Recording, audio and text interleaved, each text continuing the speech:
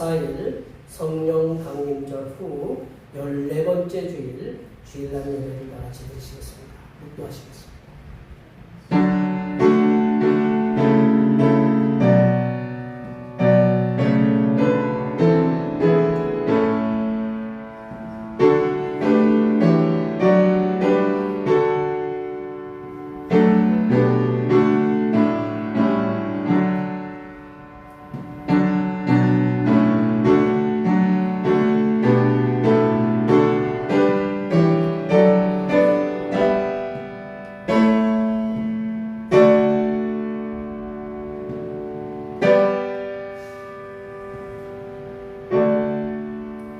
내 영혼아 여호와를 송축하라. 내 속에 있는 것들아 다 그의 거룩한 이름을 송축하라.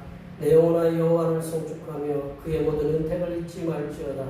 그가 네 모든 죄악을 사하시며 네 모든 병을 고치시며 내 생명을 파멸해서 속량하시고 인자와 긍휼로 관을 씌우시며 좋은 것으로 네 소원을 만족하게 하사 네 청춘을 북소리같이 새롭게 하시는도다. 우리의 기도를 들어주시고 응답하신 하나님 아버지, 성삼일 하나님께 드린 모든 기도가 응답받았음을 믿는 마음으로 예배드리게 하심을 감사드립니다. 날마다 우리의 삶 속에서 기도의 응답을 주시는 하나님만을 바라보며 예배드리기를 간절히 원합니다. 이 시간 드리는 예배로 성삼일체 하나님께서는 영광을 받으시고 예배하는 저희에게는 한없는 은혜를 베풀어 주시옵소서. 거룩하신 예수님의 이름으로 기원하옵나이다. 아멘. 이 시간 다 같이 일어나셔서 지난 한 주간 동안 우리들이 알게 모르게 지났던 우리의 모든 죄들을 안주에 맞춰서 침묵으로 고백하는 고백의 기도를 드리시겠습니다. 기도하시겠습니다.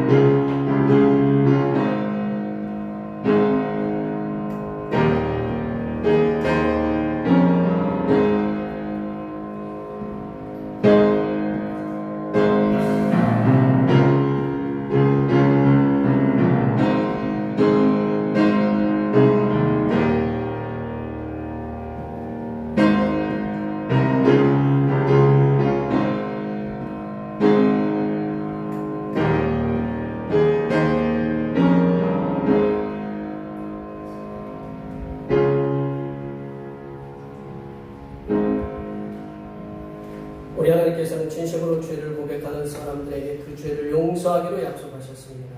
여호와께서 말씀하시되 오라 우리가 서로 변론하자. 너희의 죄가 주홍 같을지라도 눈과 같이 이어질 것이요 진홍같이 붉을지라도 양털같이 희게 되리라. 이 말씀에 의하여 우리의 죄가 용서받았음을 확신합니다. 찬양 지존하신 주님 이름으로 찬양하시겠습니다.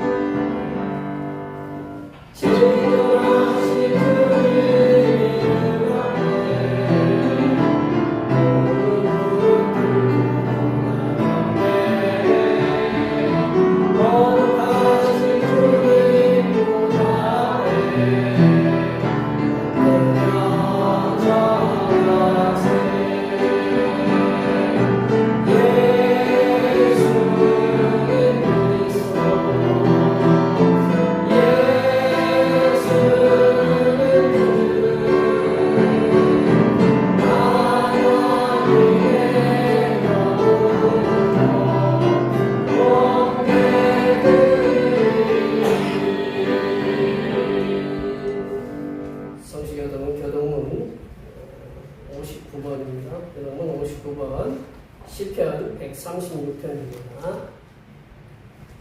성시교동문 교동문 59번 시편 136편입니다. 여호와께 감사하라. 그는 선하시며 그 인자하심이 영원함이로다. 신들 중에 뛰어난 하나님께 감사하라. 그 인자하심이 영원하미로다. 저들 중에 뛰어난 주께 감사하라. 그 인자하심이 영원하미로다. 홀로 큰 기이한 일들을 행하시는 이에게 감사하라. 그 인자하심이 영원하미로다. 지혜로 하늘을 지으신 이에게 감사하라. 그 인자하심이 영원하미로다. 땅을 무리에 펴신 이에게 감사하라. 그 인자하심이 영원하미로다. 큰 빛들을 지으신 이에게 감사하라. 그 인자하심이 영원하미로다. 때로 낮을 주관하게 하신 이에게 감사하라. 그 인자하심이 영원하미로다.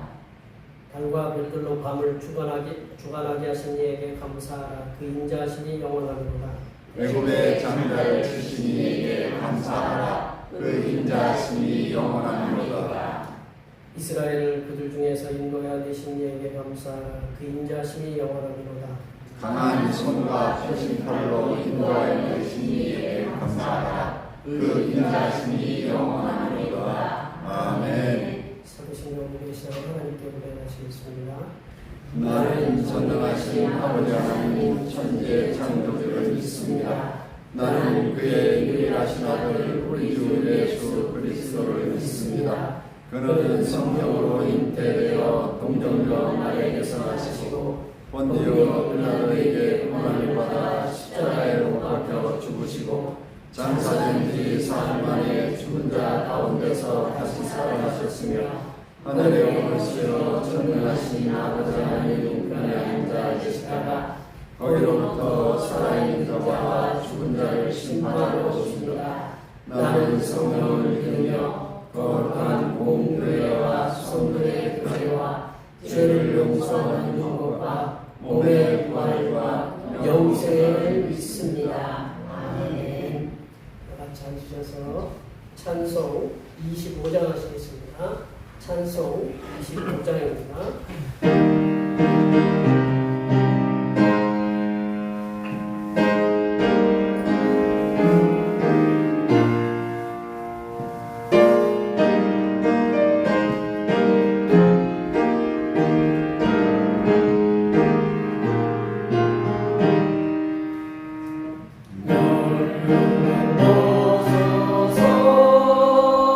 주 안에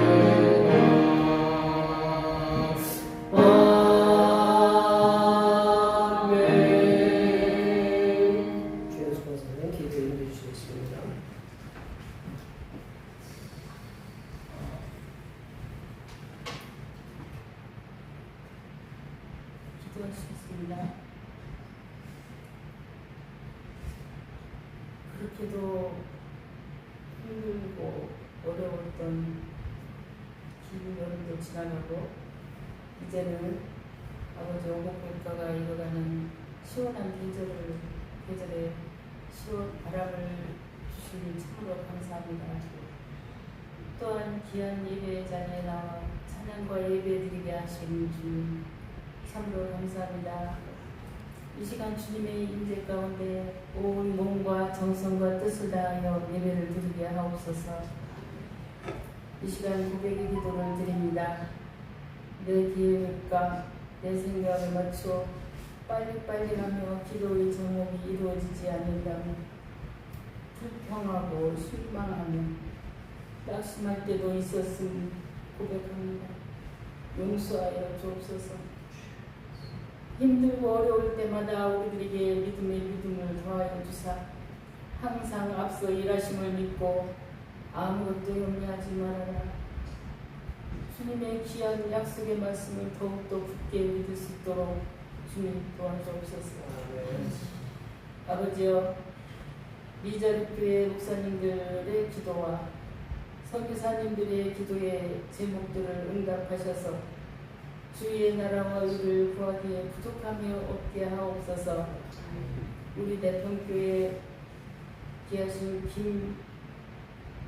김일균 목사님을 위해 기도합니다.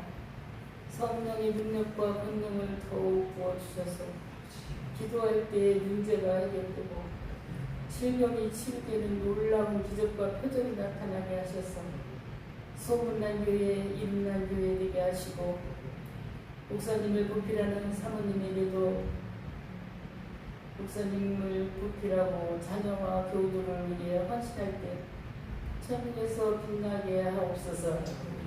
이 시간 목사님 말씀 전하실 때 우리들이 잘 해석하고 잘 알아듣게 하셔서 세상에 나가 불신 중에 있는 방황하는 영혼들을 주님 앞으로 인도할 때에 맞는 말을 허락하여 주심으로 그들을 주님 앞으로 인도하기에 부족함이 없도록 하옵소서. 이 시간도 나는 부족하지만 예수님의 이름으로 기도드립니다. 아멘.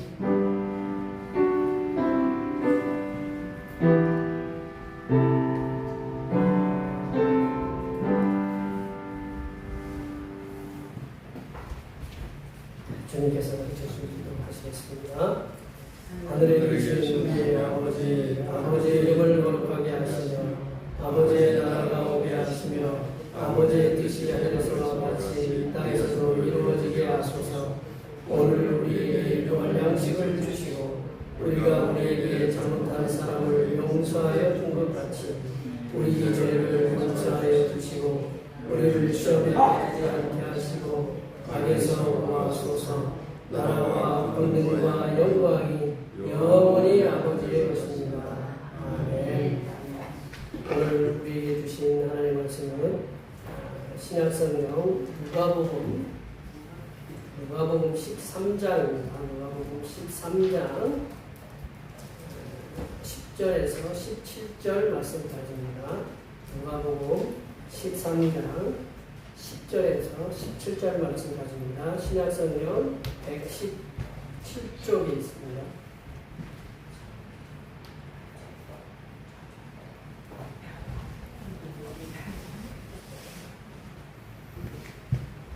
신약성경 누가복음 13장 10절에서 17절 말씀입니다. 신약성경 117쪽에 있습니다.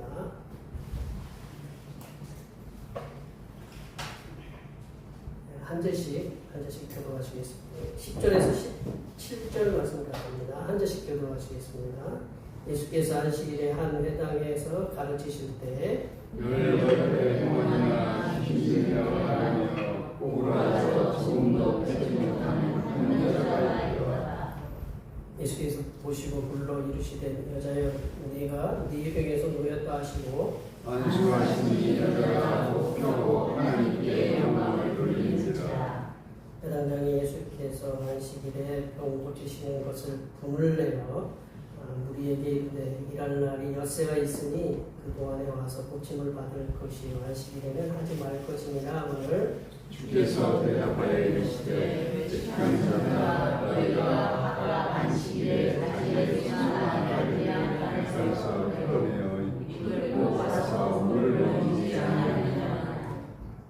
그러면 18배 동안 사탄에게 매임받은 이 아브라함의 딸을 안식일엔 이 매임에서 푸는 것이 합당하지 아니하냐. 예수께서 이 말씀을 하시매 모든 반대하는 자들은 부끄러워하고 모든 무리는 그가 하시는 모든 영광스러운 일을 기뻐하리라. 네, 오늘은 성령 강림 전후 14번째 교주입니다. 빠른 세월의 흐름. 권사님 사모님께서 기도해 주신 것처럼 벌써 이제 무더위가 지나가고 시원한 밤. 네.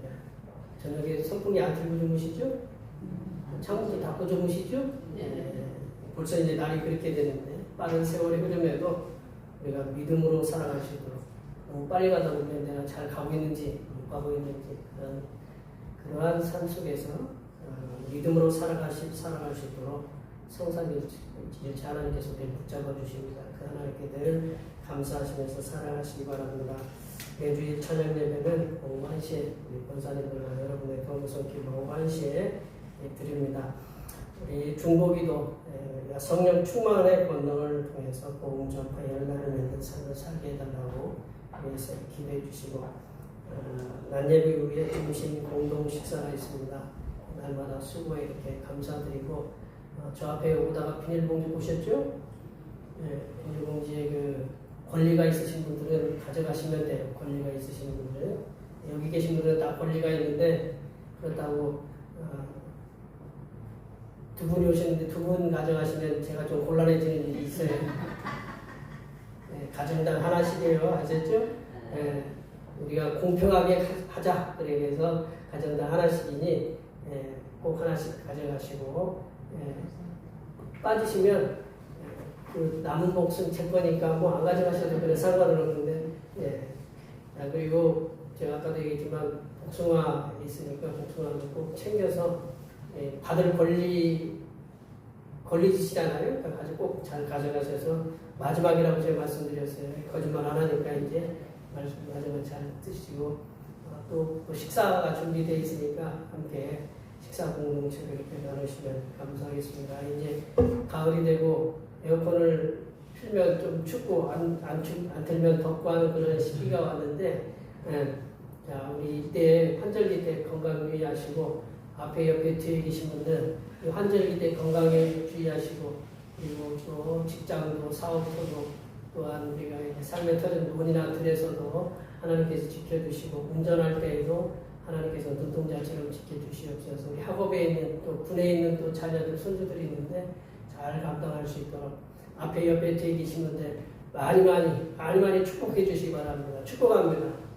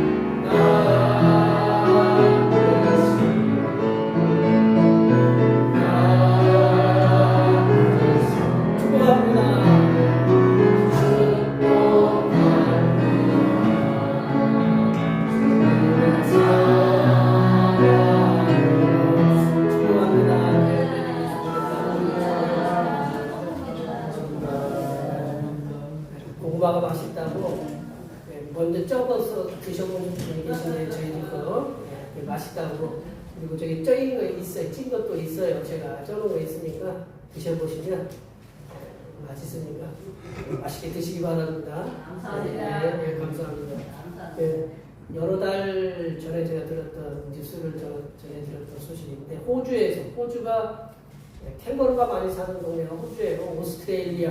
오스트리아하고는 좀 틀린데 오스트레일리아. 섬이 겁나게 넓어요. 옛날에는 오스트레일리아가 죄인들을 가두어 놓았던 동네가 이렇게 복음이 들어가니까 선진국이 돼가지고 지금 큰 소리 치고 있는데 오스트레일리아 이제 그런 나라예요. 오스트레일리아에 그 어떤 법이 통과되냐면 그 퇴근 시간 이후에 직장에서 오는 전화는 업무로 간주한다. 그러니 전화하지 마라. 그런 퇴근 시간이 보통 몇 시예요? 어떤 분들은 뭐 5시가 되고 어떤 분들은 6시가 되고 뭐 이제 뭐 3교대 하는 분들은 다 틀리겠지만 퇴근 시간 보통 이게 6시라고 생각하면 퇴근 시간 이후에 전화 오면 업무로 간주한다. 그래서 전화하지 말라라고 그런 판결이 난 거를 소식을 접했는데 이 판결이 왜 났느냐? 요즘은 통신이 어떻게 돼요? 최첨단으로 이제 발달이 됐어요. 거기다가 이제 AI가 이제 이렇게 곁들이고 챗봇이라고 하나요? GPT가 이제 들어가서 이게 뭐 첨단으로 이렇게 달려가고 있는 이 사회에서 전화를 하면 언제나 어디서나 다 전화를 받을 수가 있어요. 그래서 그런 직장인들에게 직장에서 업무 관계로 전화하는 것은 업무의 연장선이다. 업무는 내가 즐기는 거하고 업무하고는 어떤 차이예요? 이건 스트레스가 되는 거예요. 집에서 딱 업무에 전화 오면 일단 스트레스가 되는 거예요. 그래서 그 업무의 연장선이니 퇴근 시간 이후에는 업무 관계로 전화하지 말라는 것이거든요. 그러니까 이러한 판결은 이제 근로자의 노동 시간을 보장하는 것, 동시에 업무로부터 분리를 통해서 쉬어야 되잖아요, 그죠? 우리가 수업도 우리 고등학교 애들, 대학생들은 50분 하고 10분 쉬고 그러잖아요. 초등생들은 40분 하고 이렇게 10분 쉬고, 뭐 중학교는 45분 쉬고 이렇게 하는 그런 게 있는데 이렇게 쉬어야 돼. 쉼을 통해서 그때 뭐 화장실도 갔다 와야 되고 뭐 회복도 돼야 되는 거거든요. 세계 여러 나라에서는 이제 근로 시간을 정하고 있고 우리나라에서도 근로기준법에 의해서 하루에 몇 시간씩 일하도록 돼 있어요? 8시간. 8시간 일하도록 그 근무를 법제화하고 있다는 거죠. 그리고 이제 우리나라는 이제 대부분 주 5일 근무제를 하고 있으니 하면 일주일에 몇 시간만 일하면 돼요? 40시간 일하면 되고 혹시 이제 연장 근로를 한다. 연장 근로를 하면 몇 시간까지 초과할 수 있냐면 12시간을 초과해서 52시간을 이제 근무하도록 이렇게 되어 있다라는 거죠. 제가 무슨 강연하려고 하는 게 아니고, 그리고 이제 그게 근로기준법에 의해서 정해져 있어요. 그리고 이제 OECD라는 그 국가, 우리나라도 거기에 들어가 있는데 그 OECD 국가가 몇 시간을 일주일에 일하냐면, 1년에 몇 시간을 일하냐면 1172시간을 일하는 1년에 1752시간 1752시간을 일하고 한국은 1872시간을 일한다. 그게 어느 제가 인터넷에 보니까 이렇게 나와 있어요. 그러면 저 빼기 하면 여러분들이 저도 빼기 하니까 좀 어렵더라고요. 며칠 이렇게 위에서 빼니까 벌써 계산하신 분들 계시지만 저도 계산이 있어서 떼보니까 120시간을 더 하더라고요. 120시간이면 며칠을 더 일한 거냐면 15일을 더 일한 거예요. 15일. 남들은 남들보다 15일 더 일하라 그러면 여기 계신 분들 좋아요 안 좋아요? 안 좋잖아요, 그죠? 그렇다라는 거죠. 즉 우리나라는 다른 사람들보다 1년에 계속 15일씩 더 일해 왔다. 그러면 10년이면 거의 반년을 더 뭐 이렇게 많이 일한 거랑 똑같잖아요, 그죠? 이게 왜 보통 사람이 노동을 한 후에 쉰다라는 거 앞서도 잠깐 언급했지만 그 몸이 회복된다라는 그 의미이기도 하고 그리고 또 여가를 통해서 또 그 직업에 대한 새로운 동기부여도 이렇게 할 수 있다라는 그래서 이제 쉼을 주거든요. 그런데 이제 쉼 없이 일한다는 거는 너무나 이제 고통스러워요. 기계도 우리 자동차도 이렇게 달려가다가 2시간마다 한 번씩 쉬잖아요, 그죠? 사람도 쉬어야 되고 기계도 쉬어야 되고 뭐 이렇게 제철 이 회사에서 이렇게 쉬면 안 되지만 그런 쉴 수밖에 없는 그런 상황들이 있으면 기계도 쉬어야 되고 사람도 쉬어야 돼. 그래서 그 사람을 계속 일하게 되면, 쉬지 않고 일하게 되면 사람이 고통스럽고 사람을 병들게 만들고, 그뿐만 아니라 생산성을 낮추게 된다. 근데 옛날에는 하인이 쉬고 싶은다고 쉬어요? 노동을 갖다가 이렇게 노예가 쉬고 싶다고 쉬어요? 안식일이라는 게 쉰다라는 건 이거는 특정 계급만 쉴 수 있었던 거예요. 그러니까 하나님이 안식일을 만드는 거는 얼만큼 이 사람들을, 이 백성들을 얼만큼 사랑하는지 너희들도 존귀한 존재다라고 이렇게 왕 같은 존재다라고 이렇게 인식을 해주고 만들어준 거거든요. 우리 안식일이 그래서 만들어진 거거든요. 근데 이제 이렇게 정해진 날과 시간의 노동 후에 쉬는 것이 당연한데 그렇지 않은 분이 계셨어요. 그렇지 않은 분이 계셨어요. 이분은 쉬는 시간도 없으셨어요. 그리고 쉬는 날도 없으셨습니다. 그래서 그러면 이분은 요즘에 근로기준법에 의하면 어떻게 된 거예요? 위반하고 계신 거예요. 스스로를 위반하고 계신 거다라는 거죠. 이분은 아침에 눈을 뜨기 시작하면서부터 노동을 하기 시작했어요. 그리고 주무시기 바로 직전까지도 끊임없는 노동을 하셨어요. 그러면 보통 잠을 8시간 잔다 그러면 몇 시간 일하는 거예요? 16시간을 일하는 거다. 뭐 화장실 갔다 오는 거 빼고. 이게 뭐 그렇게 일하는 거다라는 거죠. 유대의 법으로 안식일에 쉬도록 되어 있었습니다. 유대법은 안식일에 쉬도록 되어 있었지만 안식일마저 스스로 반납하시고 안식일에도 일을 하셨다. 안식일에도 일을 하셨어요. 이분이 우리의 구원을 위해서 육신을 입고 이 땅에 오신 예수 그리스도이시다라는 거죠. 그러니까 예수님께서는 공생의 생활을 시작하시면서 6일 동안 열심히 사역하셨어요. 이 제자들과 그 백성들을 가르치느라고 여기저기 걸어다니시고 치유하시고 그리고 복음 전파도 하시고 그렇게 열심히 사역하시고 심지어는 안식일에도 쉬지 않고 일하셨다라는 사실을 복음서의 곳곳에서 면면히 살피고 있다라는 거죠. 오늘 우리가 읽은 본문 말씀에서도 보면 그 안식일에 일어난 사건을 기록한 말씀, 안식일에 일어난 사건, 사바스라고 하는 안식일에 일어난 사건을 말씀하는데 예수님께서도 안식일에 병든 자를 보고 치유하셨다라는 거죠. 오늘 본문 말씀에 보면 그렇잖아요. 예수님께서는 왜 하나님께서 쉬라고 하시는 안식일에도 일을 하셨느냐? 일을 하시면서 많은 대적자들로부터 저항을 받으셨는지에 대해서 오늘 본문 말씀을 통해서 함께 나누도록 하겠습니다. 예수님께서는 안식일에도 치유하신 이유가 뭐냐? 예수님께서 안식일에 치유하신 이유는 예수님께서는 직업의식이 있으셨기 때문에 그렇다. 직업병 때문에 그렇다는 거죠. 직업의식, 직업병 때문에 그렇다는 거죠. 우리 10절, 11절 말씀을 읽어보겠습니다. 10절, 11절입니다. 예수께서 안식일에 한 배당에서 가르치시는 데에 열명의 고난이나 귀신 들려하며 꼬부라져 조금도 펴지 못하는 한 여자가 있더라. 때는 언제예요? 안식일에라는 거죠. 안식일. 예수님께서 안식일에 회당에서 어땠어요?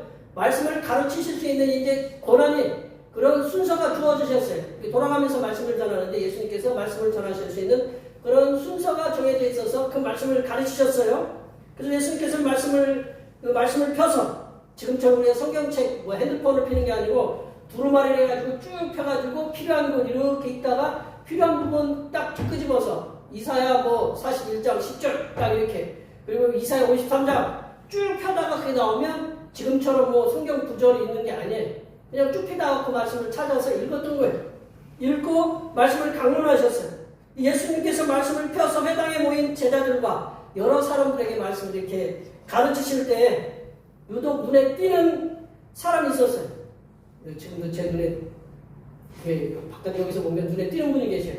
선글라스를 갖다 아주 그냥 멋있게 끼고 딱 계셔요. 눈에 띄겠어요? 안 띄겠어요? 띄죠. 눈에 딱 띄어요.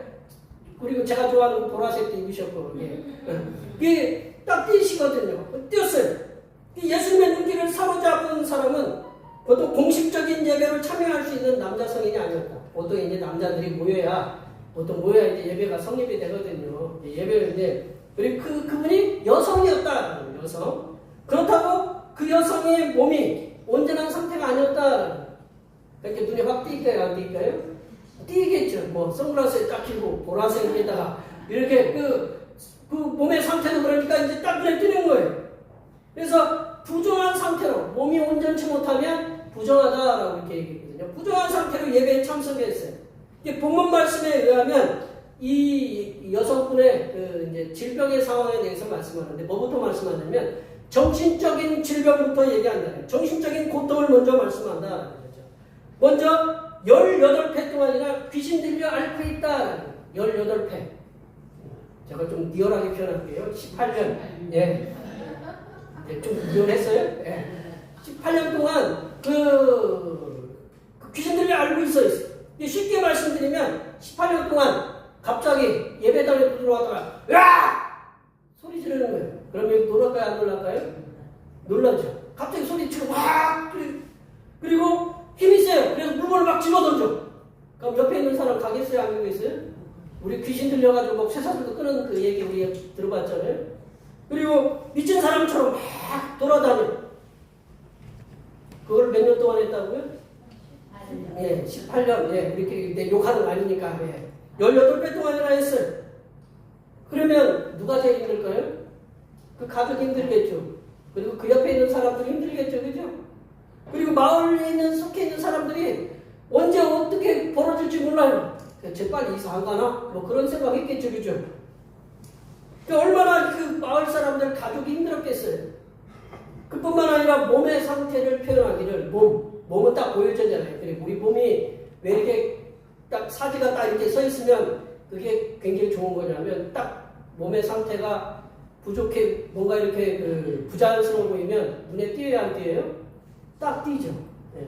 그 띄면 벌써부터 의식을 하게 되거든요. 남의 눈을 의식하게 되거든요. 벌써 이 여성분들은 몸이 어떻게 되냐면 꼬부라져서 조금 더 펴지 못하고 있다라는 거죠. 이제 몸이 꼬부라져서 조금 더 펴지 못한다라는 말씀. 우리가 그런 분들을 예전에 뭐라고 그랬어요? 몸이 굽었다고 그랬어요? 곱사라고 했잖아요. 곱추. 예, 곱사라고 그랬어요. 이게 곱추라고. 최근에 번역된 우리 이제 새한글 성경, 새한글 성경에 보면 펴지 못했다라는 이 표현을 척추 장애라고 이렇게 표현했더라고요. 척추 장애. 우리 어른들 보면 허리를 갖다 90도 이렇게 구부려서 다니는 분들이 있잖아요. 지팡이 들고. 그분들을 생각하시면 된다라는 거죠. 그 척추 장애가 얼마나 심한지 전혀 펴지 못했다라는 거죠. 이는 척추 장애로 인해서 90도로 꺾인 그 상태로의 삶을 살았다라는 거예요. 걸어다니면서 하늘을 쳐다볼 수가 없어요. 우리는 하늘 쳐다봐요? 못 쳐다봐요? 쳐다보죠. 이분은 오로지 어디만 쳐다봐요? 땅하고 바로 앞에만 이렇게 못 쳐다보는 거예요. 하루 이틀도 아니고 18년씩이나 척추장애로 인해서 일상의 삶도 불편한데 거기에다가 귀신이 잡아 흔들어 제치니 몸도 성하지도 않은데 거기서 귀신이 잡아 흔들어 제치니 자신도 괴롭고 옆에서 지켜보는 가족이나 마을 사람들은 얼마나 괴로웠겠어요. 그런데 예수님이 누구실까요? 네. 예수님이 누구시냐면 아까도 우리 권사님이 기도하셨던 그 치유하시는 목사님이 기도하면 치유의 능력 임하게 해달라고 그러는 그런 기도를 드리셨는데 예수님께서 어떤 분이시냐면 전능하신 치유자이십니다. 그리고 완벽하고 완전하신 의사이십니다. 그 심한 질병으로 인해서 고통에서 괴로워하고 있는 환자가 앞에서 신음하고 있는데 환자가 앞에서 신음하고 있다. 그럼 의사는 어떻게 해야 돼요? 자동으로 어떻게 해야 돼요? 진단을 하게 되죠. 예. 여기 이제 보험하시는 분도 계시지만 차가 딱 사고 나면 저 견적 얼마 나오겠다. 눈으로 돌아가고 유치원 애들이 있으면 유치원 선생님들이 여기 있으니까 쟤는 몇 살 정도 되고 어떻게 나누면 되겠다. 뭐 그런 것들이 이렇게 나오잖아요. 그죠? 농사를 짓는데 우리 여기 집사님 중에 야간치고 농사하시는 분이 계신데 저 풀을 갖다가 지나다니시는 분이 농사하시는 분들이 저 밭에 있는 풀을 보면 뭐라고 할까요? 농사를 어떻게 짓는겨 뭐 이제 그렇게 판단해야 하나요? 다 보면 직업의식이 있어요. 누구나 다. 그렇죠? 예수님도 직업의식이 있었어요. 직업병 때문이죠. 의사시잖아요. 그러니까 딱 그 질병에 있는 그 여성을 보고 예수님께서 가만히 있으셨겠어요? 예수님께서 직업의식을 가지시고 귀신 들리고 척추장애로 이중의 고통 속에 괴로워한 여인을 부르셨어요. 콜했어요. 불렀어요. 그리고 부르시고 그의 질병에서 고쳐주셨다. 별로 아멘들 안 하시네. 내 일이 아니라서. 그게 이분이 고쳐주셨어요. 요즘 제가 시간 날 때 좀 페이스북을 보는데 페이스북 동영상에 어떤 이렇게 인상적인 그런 장면이 있어서 제가 말씀드리는데 이제 그 장소가 아마도 대구 시립교향악단인 것 같아요. 대구 시립교향악단이 오케스트라들 많잖아요. 오케스트라만큼 정기적으로 연주회도 하고 그렇잖아요. 연주하려면 어떻게 해야 돼요? 넓은 데서 해야 되잖아요. 그죠? 좁은 데서. 사람들도 그 오케스트라에 공연할 때 뭐 그냥 초청하면 좀 세상으로 좀 값이 비싸잖아요. 그런 사람들이 이제 오케스트라에 이제 공연을 하는데 공연을 시작하려면 누가 서야 돼요? 그렇죠. 지휘자가 서야 되죠. 지휘자가 서서 어떻게 해야 돼요? 지휘를 해야 돼. 지휘를 하면 지휘자의 그 뜻대로 이렇게 하는 거예요. 근데 이 지휘자가 이렇게 지휘를 하다가 이렇게 하다가 지휘자가 쓰러졌어요. 그럼 지휘자가 쓰러졌으니 어떻게 할까요? 지휘자가 제가 한번 생각해보세요. 제가 이렇게 설교하다가 덜떡 쓰러졌다. 그러면 어떻게 해요? 우리 집사님이나 장로님도 올라와가지고 저를 갖다가 어떻게 하겠죠, 그죠?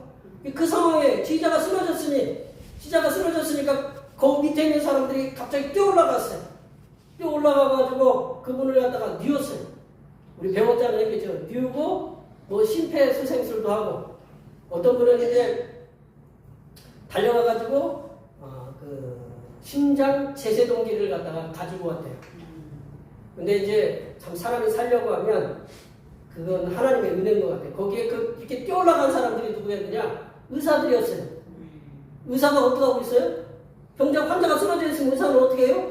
자동 반응하잖아요, 그죠?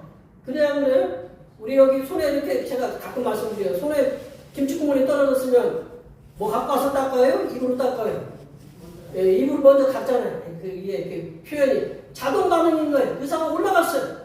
그리고 그 심장 제세동기를 가지고 온 사람은 누구였냐면 소방관이었어요. 소방관은 이렇게 자기가 이제 거기 들어가면서 뭐를 봤냐면 의식적으로 심장 제세동기가 어디 있나 위치를 파악하고 들어갔대요. 예. 그러니까 이분은 의식이 있는, 직업의식이 있는 거예요. 그래서 이분이 빠르게 달려가서 심장 제세동기를 갖고 와서 이렇게 뭐라고 그러고 CPR이라고 해야 돼요? 이 심폐소생술을 하고 있는 그 심장에다가 붙여가지고 그분이 살았다는 거예요. 이제 그 지휘자가 외국인 분인데 이 외국인 분이 이제 그 인터뷰를 하는 걸 제가 봤더니 나는 이 대구에다가 심장을 갖다가 심으러 왔다. 이 대구에 나는 대구에 이제 몸을 바치겠다 라고 했는데 대구에서 제 심장을 살려냈습니다. 그런 표현을 했더라고요. 하나님의 사람된 우리들도 직업의식이 있어야 된다는 거예요. 어떤 직업의식이 있어야 돼요? 성도로서, 그리스도인으로서, 크리스천으로서의 직업의식, 그런 직업병, 사명의식이 있어야 된다라는 거죠. 어디 가서 딱 찌르면 나 대평교회 교인입니다. 대평교회 성도입니다. 그리스도인입니다. 라고 그것이 직업의식이 있어야 된다. 표현이 그렇지만 사명의식이 있어야 돼요. 예수님처럼 성도된 우리가 직업의식이 있으려면 어떻게 해야 되느냐? 우리 자신이 예수 그리스도의 피로 구원받은 하나님의 자녀다. 전문의식이 있어야 돼요. 의사도 전문가잖아요. 소방관도 전문가잖아요. 우리도 예수 그리스도의 그 전문적인 그 의식을 갖고 나 하나님의 자녀다라는 걸 갖고 살아야 된다는 거죠. 그래서 저희들은 세상의 소금과 빛의 사명을 감당해야 한다는 의식이 우리 머리부터 발끝까지 우리 온몸과 영혼을 감싸고 있어야 된다는 거지. 그래야 딱 찌르면 우리 군인들은 어디 찌르면 관등성명이 나오듯이 찌르면 저는 대평교회 성도이고 교회에서 이렇게 하고 예수님이 이런 분이라 예수님 믿으세요라고 이거 자동으로 이렇게 나와야 된다라는 거죠. 그럴 때 세상 모든 상황을 누구의 눈으로 바라보면 예수님의 눈으로 바라본다라는 거죠. 예수님의 눈으로 바라볼 수 있게 됨을 기억하시기 바랍니다. 두 번째로 예수님께서는 안식일을 참으로 안식하는 날임을 상기시켜주기 위함이셨습니다. 안식일이라는 날은 참으로 안식하고 평화를 주는 날이다. 율법적인 날이 아니고 율법에 정해진 날이 아니고 이 날은 참으로 안식하고 평안한 날이 이 안식일이다라는 것을 알려주시기 위해서 평을 고쳐주셨다라는 거죠. 16절 말씀을 볼까요? 16절 말씀입니다. 그러면 18해 동안 사탄에게 매입받은 이 아브라함의 딸을 안식일에 이 매일에서 부른 것이 합당하지 아니하냐. 예수님께서는 18해 동안 귀신에게 괴롭힘을 당하고 척추장애로 인해서 고통을 당하고 있는 이 여성을 전능하신 능력으로 치유해 주셨습니다. 예수님께서 여인을 치유하시는 방법은 말씀으로 치유하셨어요. 네가 네 병에서 너를 괴롭히고 있는 고통스럽게 만들었던 귀신과 척추장애로부터 나음을 받을지어다. 나았다. 별로 아멘들 안 하시는 거예요. 그 여인에게 이렇게 선포를 하셨어요. 여기 계신 분들이 앓고 있는 질병을 갖다가 심장병이 나왔다. 그 신장이 나왔다. 내 척추가 나왔다. 내가 갖고 있는 그 질병이 나왔다. 선포하면 뭐라고 하는 거예요? 아멘이고 기쁘고 감사하잖아요. 그죠? 이 여인에게는 어떤 거냐? 세상 말로는 행복을 받은 거죠. 근데 그 행복을 얼마나 행복했겠어요? 예수님께서는 여인을 치유하신 방법 말씀을 치유하셨는데 귀신과 척추장애로 인해서 하루도 아니고 이틀도 아니고 20년 가까운 세월을 고통 속에 있던 그 여인은 예수님을 만남으로, 누굴 만나는 게 중요해요. 예수님을 만남으로 치유가 돼 온전한 몸과 온전한 마음의 상태가 되었다라는 거죠. 온전한 몸의 상태, 마음의 상태가 되었다는 것은 가족에게 기쁨이고 그 마음의 잔치다라는 거죠. 몸과 마음이 온전하게 치유되고 회복된 이 여인의 기쁨을 누가 알겠어요? 손톱에 어떡하다 가시가 찔렸다. 그럼 이 가시 때문에 평안하시죠? 어떻게 해야 돼요? 가시를 빼야죠. 그렇죠? 그래, 가시를 빼야. 이 가시가 이렇게 딱 빠졌어요. 가시가 딱 빠졌으면 어떻게 돼요? 행복하죠. 시원하죠. 그 느낌을, 그거보다 얼마나 기쁘겠어요? 하루도 아니고 이틀도 아니고 20년 가까운 세월을. 이제 그것도 잠시 이제 회당을 관리하는 회당장이라는 작자가 그 기쁨을 누리고 있는데, 여인이 기쁨을 누리고 있는데 회당장이라는 작자, 회당을 관리하는 작자가 딴지를 걸었어요. 뭐라고 딴지를 걸었느냐? 그의 말이 일할 연세가 있는데 그때 와서 고침을 받지 안식일에 받는 것은 율법에 어긋난 행위다 라고 예수님께 정면으로 반박을 했어요. 우리 권사님들 여기서 이제 아들이 고쳐지고 남편이 고쳐지고 아내가 고쳐지고 고쳐졌어요. 그러면 그 옆에 만약에 제가 그렇게 옆에서 앉아가지고 일하는 연세가 있는데 그때 와서 고치지 왜 지금 와서 고쳐? 제가 만약에 그렇게 얘기하면 저를 어떻게 하고 싶을까요? 죽이고 싶겠지. 그죠? 이분들은 율법에 매여 있는 거예요. 율법에 매여 있는 거예요. 우리가 어른들이 얘기하기를 호사다마라고 그러죠. 호사다마. 호사다마는 좋은 일에는 뭐가 낀다?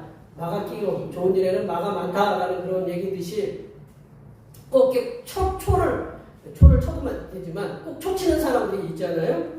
그 당시에는 안식일법이 엄격했어요. 엄격했는데 얼마나 엄격했냐면 예수님이 오시기 전에 그 167년 예수님 오시기 전에 167년에 로마의 그 핍박을 받았는데 그때 많은 사람들이 희생을 당했어요. 그때 전쟁을 했는데 전쟁 때 안식일이라고 전쟁을 안 했어요. 그러니까 그 사람들이 쳐들어와가지고 안식일에 일을 할 수 없다 그래서 그 사람들 그냥 칼 맞아서 죽었어요. 그래 얼마나 이 사람들이 안식일에 철저한 사람들이에요. 안식일이 그 안식일법에 어긋나지 않는 질병의 치유. 그 범위가 있어요. 질병의 치유는 범위가 있는데 안식일법에 어긋나지 않는 질병의 치유는 어떤 때 치유해야 되냐? 생명이 위독하다고 생각할 때 그때만 치료행위, 의술행위를 할 수 있었다라는 거죠. 안식일법의 엄밀한 관점에서 보면 귀신 들리고 척추장애를 앓고 있는 이 여인은 생명이 위협을 받을 만한 상황이 아니었다라는 거죠. 그런데 예수님의 관점은 달랐다라는 거예요. 예수님의 관점은. 이렇게 안식일법에 매여있던 율법주의자들과는 달리 예수님께서는 안식의 참된 의미, 참된 안식, 참된 평안함, 참된 쉼이 무엇인지를 율법주의자들과 그 앞에서 말씀을 듣는 모든 신령들에게 이렇게 얘기해 주셨어요. 우리 15절 말씀을 볼까요? 15절 말씀입니다. 주께서 대답하여 이르시되 의식하는 자라 너희가 각각 안식일에 자기의 소망한 일을 양반에서 꺼내어 끓이고 먹어서 물을 먹이지 아니하냐. 서당계 3년이면 풍어를 식당계 3년이면 라면을 끓이고 대평교회 개 3년이면 주일하고 수요일은 안 가. 왜 그럴까요? 우리 개 3마리가 있잖아요. 주일날 오면 성도들이 많이 오고 주일이구나. 주일날은 좀 맛있는 것이 나온다. 얘네들도 알아요. 얘네들도 어떻게 해야 돼요? 아침에 제가 먹을 걸 줬어요. 안 주면 얘네들이 시위를 하거든요. 왜 안 주냐? 밖으로 막 걷어차고 딸락딸락거리고 그러면 줘야 되잖아요. 얘네들도 알아요. 그러면 우리가 여기 오늘 본문 말씀대로 나귀도 뭐를 먹어야 돼요? 소도 물을 마셔야 돼요. 사람이 밥을 안 먹어도 살 수 있지만 물을 안 먹으면 동물은 살 수 있어요? 없어요? 사람이나 동물이나 못 살아요. 그 물을 갖다가 매어 마시니 얘네들은 도망갈 가능성이 있으니까 이렇게 묶어놓는 거 봐요. 낙이나 소. 그럼 어떻게 해야 돼요? 풀어가지고 가가지고 물을 먹이지 않느냐? 예수님이 뭐라고 그랬냐면 18년 동안 사탄에게 매어가지고 어디 가지도 못해요. 가지도 못하고 움직이지도 못해요. 그러니 그런 그 사탄에게 매인 이 여인을 그 매임에서 풀려내는 것이 어찌 합당하지 아니하느냐라고 그들에게 반박하면서 말을 했어요. 그러시면서 18년 동안 사탄에게 매여서 자신도 가족의 고통 그리고 마을의 고통에 빠졌던 이 아브라함의 딸을 안식일에 고쳐주는 것이 합당하다라는 거죠. 요즘 교회도 마찬가지고 정치도 마찬가지고 받게 될 것은 받게 된다라는 거죠. 요즘에 이제 정치적으로 이제 국회에 보면 오랫동안 갖고 왔던 이제 헌법을 사법기관을 이제 폐지를 놓고 감론을박을 이렇게 하고 있잖아요. 이제 폐지 대상인 사법기관을 인위적으로 폐지하는 것은 헌법에 위배된다. 그렇지 않다라고 이렇게 얘기들 하는데 폐지 대상인 사법기관이 70년 동안 이렇게 존속해 왔기 때문에 계속 존재해야 되고 폐지 대상인 사법기관이 70년 동안 사람들에게 폐악을 저질러 와서는 폐기돼야 된다. 그런 주장이 계속적으로 나오고 있어요. 저는 이제 헌법을 공부하지 않았고 율법전서를 공부하지 않아서 법에 대해서 이렇게 잘 모르는데 이 나라의 주인은 누구예요? 국민이에요. 그러면 이 나라에서 제일 높은 사람이 누구예요? 예? 대통령이에요? 우리의 대통령을 누가 뽑았어요? 우리가 뽑았죠. 우리가 제일 어떤 분이 이제 청문을 하는데 국회의원들 앞에 놓고 당신들은 나보다 낮은 사람들입니다. 왜? 나는 대한민국 국민입니다. 이렇게 얘기해서. 국민이 제일 높은 거예요. 이 제일 높은 국민을 저는 이제 대한민국의 한 사람으로서 그리고 성경을 연구하고 교회를 목회하는 목사로서 한 가지 분명히 아는 것은 법과 그 법을 다루는 기관이 우리 위에 국민 위에 있어서는 안 된다라는 거죠. 법과 사법기관이 국민의 기본권을 이렇게 파괴하고 자유를 억압하는 도구라면 그 법과 기관은 사라져야 된다라는 거죠. 법과 사법기관의 역할은 우리들이 살아가는 국민들이 살아가는데 불편하지 않도록 질서를 잡아주는 그런 최소한의 역할을 하는 게 그런 기관이다. 교회도 마찬가지예요. 교회도 보면 법이 있어요. 교회도 보면 법이 있고 법이 있는데 우리는 총회헌법을 따르고 있다는 거예요. 총회헌법도 우리 시대에 맞춰서 계속 개정을 합니다. 그래서 예전 총법하고 지금 법하고 따져보면 틀린 게 있어요. 왜냐하면 총회에 규정된 헌법이 절대적인 것이 아니기 때문에. 그래서 절대적인 건 뭐냐? 하나님 말씀뿐이다. 우리가 시대에 따르고 우리 이제 헌법을 공부하시는 분이 이렇게 총회헌법을 공부하시는 분이 계시지만 총회헌법은 계속해서 바뀌는 이유는 뭐냐면 그게 절대적인 것은 하나님 말씀뿐이다라는 그 기초하에 총회헌법도 누구를 살리기 위한 것이냐? 사람을 살리기 위해서 계속적으로 바뀌고 있다라는 거죠. 시대 흐름에 맞춰서 그 법에 따라 교회를 다스리는 각각의 교회도 사람을 살리기 위해서 우리가 총회헌법을 이렇게 사용해야 된다. 교회도 마찬가지다. 우리 교회도 마찬가지로 어떤 것이 우리 교회에 얽매이고 있다. 우리 어떤 법과 규례가 얽매이고 있다. 저것으로 인해서 어떤 성도가 힘들고 어떤 분이 힘들다 그러면 어떻게 해야 돼요? 우리가 그걸 고칠 수 있는 그러한 것으로 나가야 된다. 그게 우리 그게 법이다, 규례다라고만 얽매이는 게 아니라 그 안식일법이 안식일에 병 고치는 게 안 된다라고 얘기했지만 예수님께서 뭐라고 그랬어요? 사람을 살리는데 사람을 살리고 여러분 여기 계신 분들이 만약에 그 18년 동안 알고 있는 귀신을 앓고 있고 꼬부라져 있는 게 여러분의 딸이 여러분의 그 엄마 자식이라고 이렇게 생각하면 안식일이든 어쨌든 고쳐주면 어떻게 해요? 감사한 거잖아. 그래야 그래요? 그게 바로 예수님께서 주시고자 하는 참된 평안이다라는 거죠. 우리를 맡고 있고 신앙생활을 맡고 있고 공동체를 갖다가 협력하는 걸 맡고 있는 법과 규례가 있다면 그게 교회든지 그게 어디든지 그게 고쳐져야 된다라는 거죠. 그것이 예수님께서 안식일에 사탄에 매어 있던 여성에게 참 자유를 주시고 안식을 주셨던 의미다라는 것을 우리가 기억하셔야 됩니다. 말씀을 정리하면요. 예수님께서는 안식일에도 쉬지 않으시고 병자의 병을 고쳐주셨어요. 예수님께서 안식일에도 병자의 병을 고쳐주신 이유는 예수님께서는 참된 치유자이시고 의사이셨기 때문에 예수님께서는 안식일에도 고쳐주셨다라는 거예요. 또한 예수님께서 안식일에도 많은 사람들에게 치유하신 것은 안식일의 참된 의미, 참된 안식, 참된 평화, 참된 자유의 의미를 알려주시기 위함이셨다라는 겁니다. 여기에 모여 예배하시는 모든 주님의 백성들께서는 예수님께서는 참된 치유자시다, 의사이심을 이렇게 믿으시기 바랍니다. 그리고 언제라도 주님 앞에 나오시기 바랍니다. 여기 계신 분은 의사를 만나려면 어떻게 가야 돼요? 의사가 와요? 제가 가야 돼요? 가야죠. 우리도 아무 때나 가면 만나줘요?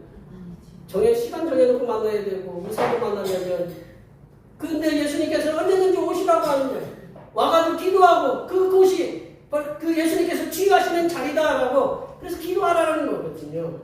예수님께서 우리가 가지고 있는 질병들을 언제라도 치유하시려고 기다리고 계신다라는 거예요. 예수님께 언제든지 나오셔서 질병으로부터 자유함을 받으셔서 그리고 치유함을 받으셔서 성삼일차례께 주시는 참된 안식, 참된 자유, 참된 평화를 누리시면서 살아가시는 하나님의 복된 백성들이 되시기를 간절히 축원합니다. 기도하시겠습니다. 하나님 아버지, 성삼일차 하나님께서는 완전한 치유자이시며 전능하신 의사이심을 믿습니다. 여기에 모여 예배하는 모든 심령들에게 있는 질병들을 전능하신 능력으로 고쳐주시어서 이들에게 성삼일차 하나님께 주시는 참된 안식과 참된 평안과 참된 자유의 삶을 살 수 있도록 도와주시옵소서. 거룩하신 예수님의 이름으로 기도하옵나이다. 우리에게 주신 말씀 생각하시면서 찬송 472장 하시겠습니다. 찬송하시면서 준비하신 예물 하나님께 드리겠습니다.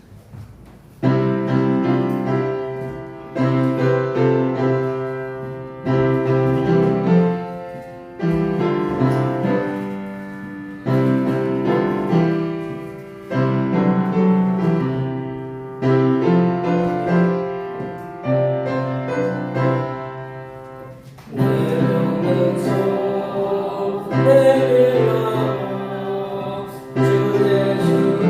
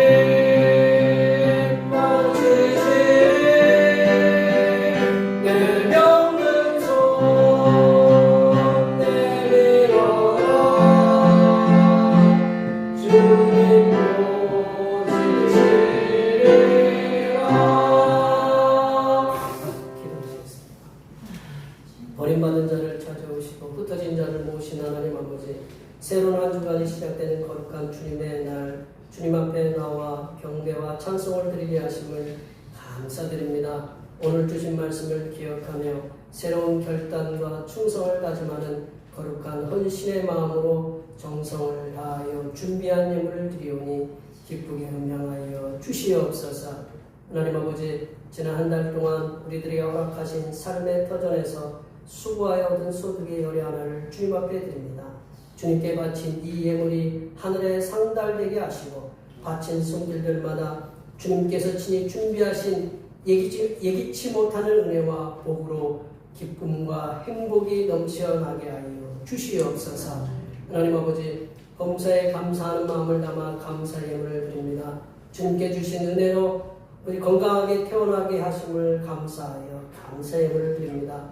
이렇게 여러 가지 모양으로 드린 감사의 예물 위에 하나님의 크신 은혜의 역사와 우리들에게 필요한 물질들이 항상 예비되어 있는 은혜가 임하게 하여 주시옵소서. 하나님 아버지, 오늘 한결같은 마음으로 주님 앞에 주일헌금을 드립니다. 이 한 주간도 주님께서 선하게 베풀어 주시는 사랑하심과 은총의 역사 가운데 복된 길로 인도하여 주시옵소서. 이 땅의 영혼 구원을 위해서 선교헌금을 드립니다. 대평교회의 영혼을 구원으로 인도하는 역사가 이 지역을 넘어서 세계로 확장되는 은혜가 있게 하시고 바친 손길들의 삶이 더 풍성하게 선교하는 은혜가 임하도록 물질의 복을 충만하게 부어 주시옵소서. 하나님 아버지, 주님의 몸된 교회를 위하여 헌신하고 봉사하는 손길들의 수고를 기억하여 주시사 하늘로부터 내려주신 은혜가 충만하게 임하게 도와 주시옵소서. 차량 봉사로, 주방 봉사로, 헌금위원으로, 재정위원으로, 안내위원으로, 교회 청소로 그 외에 남모르게 주님을 위하여 수고하는 여러 손길들 위해 이 땅에서 하나님께서 보여주시는 새로운 비전들을 보게 하시고 이 땅에서 바라고 소원하는 모든 기도의 제목들이 다 응답받는 역사가 일어나게 하여 주시옵소서. 거룩하신 예수님의 이름으로 기도하옵나이다.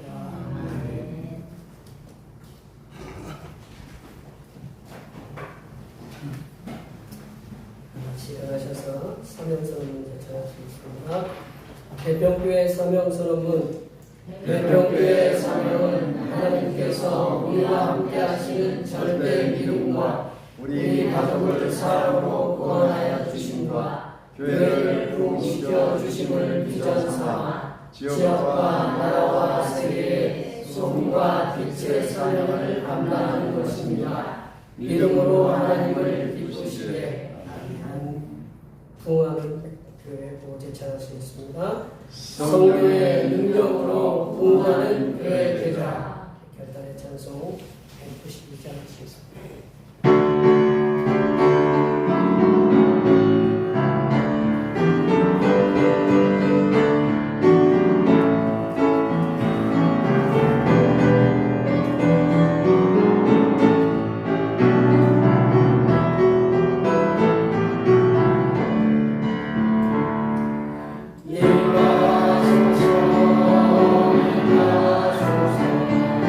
나만 같은 성령이여